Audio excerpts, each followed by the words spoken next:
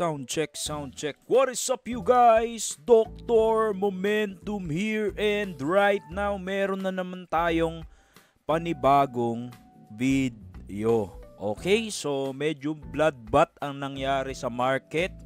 Marami siguro dinuguan ng ulam ngayon. At kung napapansin nyo, kahapon gumawa tayo ng video about bearish divergence. At ito pa yung bakat niyan. You can check it out later after you watch this, no?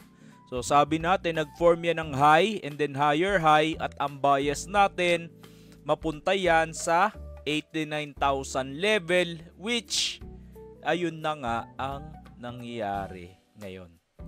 Okay, hindi man naabot yung 89,000 level, pero as sabi natin dyan, lagi nating ine-emphasize, it is a level. So it is a range. Okay, so naabot yung 91,000. So grabe yung binaba. Ginawa natin tong video nung isang araw, I think, and then grabe yung binaba, no? Sobrang bugbog si BTC, 11% down from its peak low.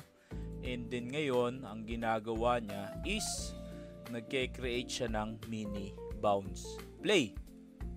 So ngayon, ang pag-uusapan natin, actually, pag-uusapan lang natin ngayon is, I'm gonna give you 3 reasons why mastering technical analysis will help you in trading.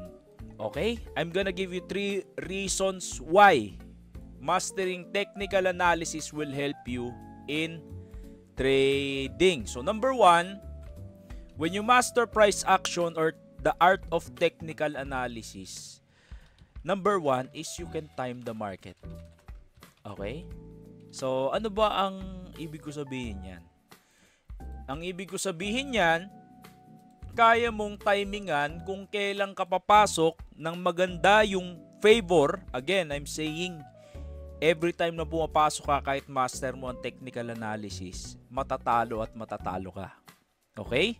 Because no one has a 100% win rate in trading. Correct me if I'm wrong. Mag-comment dyan yung 100% win rate sa trading.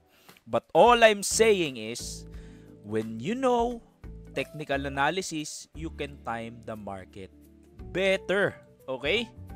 So, yan yung number 1. Kasi, in essence, parang na-predict na rin natin tong move na to kahit wala tayong alam sa fundamental analysis. Because, our indicators clearly shows an RSI divergence, an RSI bearish divergence. So, number 1, one advantage of mastering technical analysis, by the way, I believe this is one of the 3 pillars of trading, mastering technical analysis. So, you really need to master this if you want to be good at this game. Okay?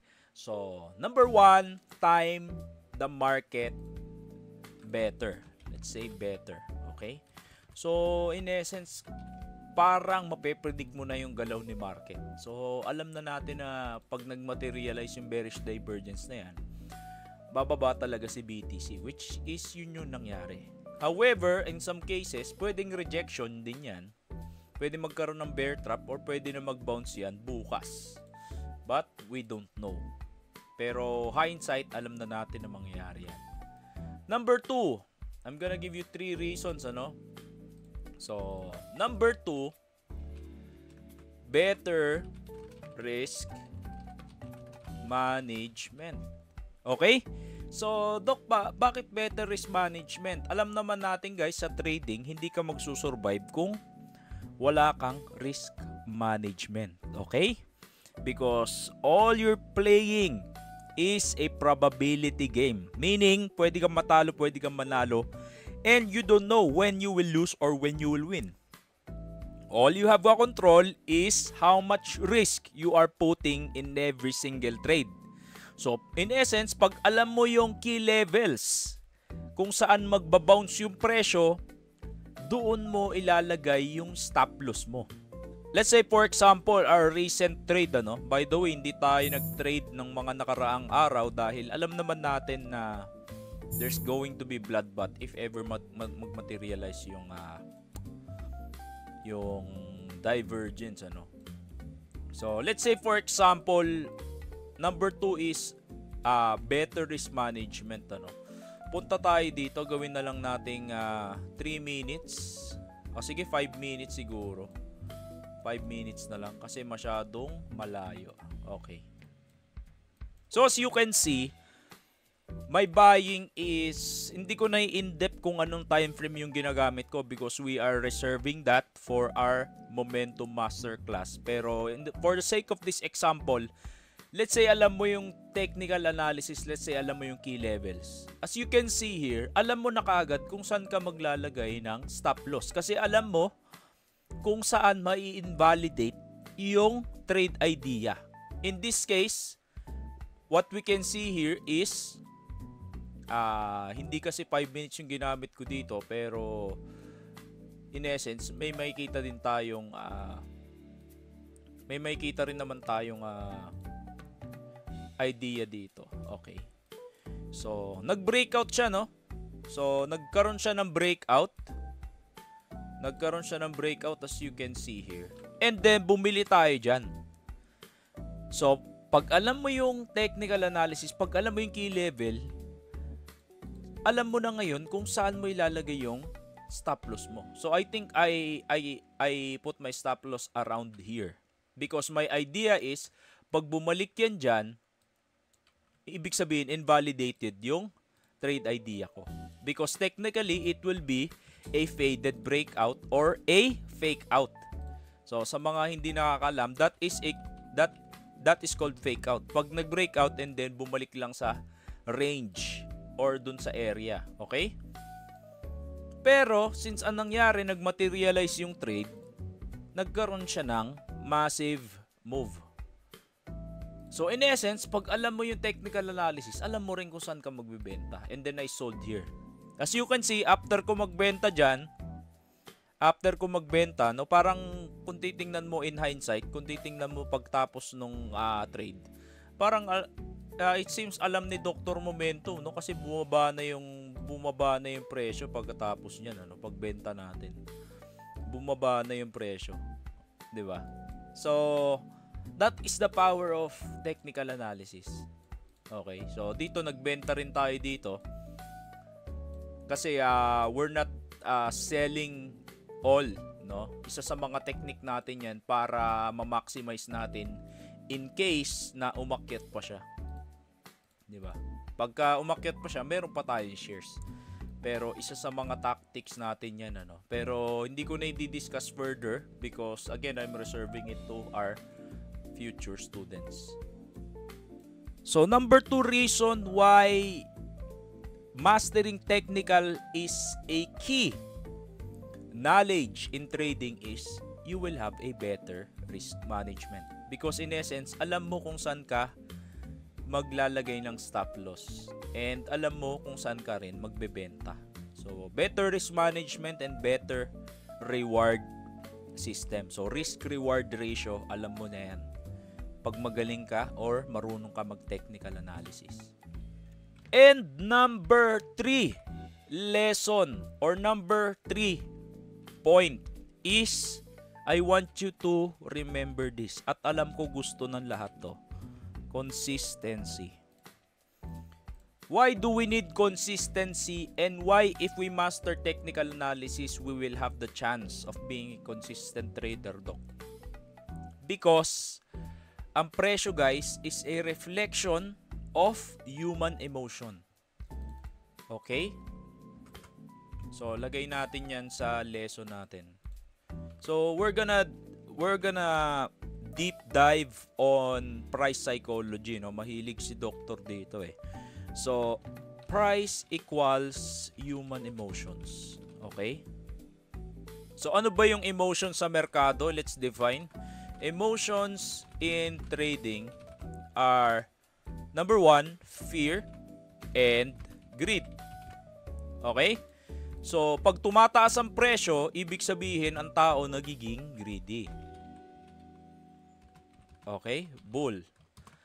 Pag bumababa ang presyo, ang tao nagiging fearful, which is bear. Okay? So, in essence, pag alam mo ang technical analysis, magkakaroon ka ng consistency sa trading mo. Bakit? Kasi yung chart or yung emotions na dinodrawing ng mga traders o ng mga tao, ng mga investors, paulit-ulit lang. Okay? So when you know your system or technical system, in essence, you will know where to enter or when to exit or when to observe. Because basically, paulit-ulit lang yung chart. Okay? Paano mo nasabi, Doc, na paulit-ulit? Taas, taas, baba,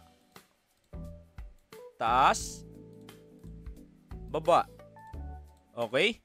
So when you know which patterns you are looking, which high probabilistic pattern you are looking, and you have the right risk management, and you have the right psychological capacity to follow your trading rules, in essence, you will have consistency. Which is yan yung kailangan ng bawat trader.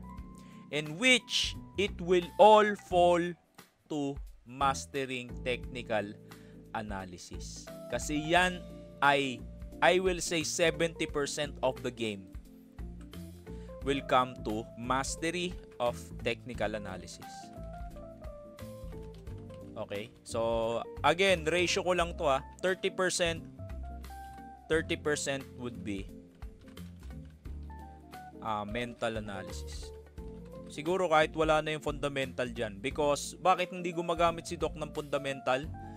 Because, bago pa lumabas yung news, dinodrawing na ng mga traders or yung mga insiders na kung tawagin, yung presyo.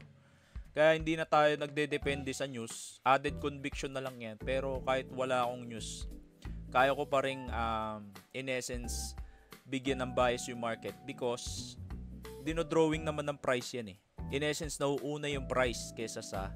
Minsan nga, may mga times, lumalabas yung news, pero bagsak na yung market. Why? Because, nauna na yung mga insiders bago ilabas sa media. So, yun lang. Again, kung may natutunan ka, i-comment mo naman technical analysis. At alam kong meron kang natutunan. Okay? So, by the way, ipa-plug ko lang ulit, no? Yung momentum masterclass natin or yung momentum workshop natin sa Discord. Ginagawa ko na po yan. I am 100% working on it while we don't have a trade kasi medyo choppy yung market. But once na matapos yan, I will let you know and I will let you know how to register on it. By the way, marami na nag-aabang. I think 80 plus people sa private group natin nag-aabang na dun sa ituturo natin. No? Medyo juicy yun. Sobrang juicy nun. At the same time, I will deliver it to you as soon as possible para in essence, magamit natin siya sa bull market na to o sa merkadong ito. So, buhay pa naman yung trend na yan. Don't worry. Buhay pa yan because that's still above 3.382 level. So, buhay pa yan. Expect a consolidation and habang nagko-consolidate yan, marami tayong altcoins na sisipa o will arise in case. Okay? So, yun lang. Dr. Momentum. God bless. Dr. Momentum out.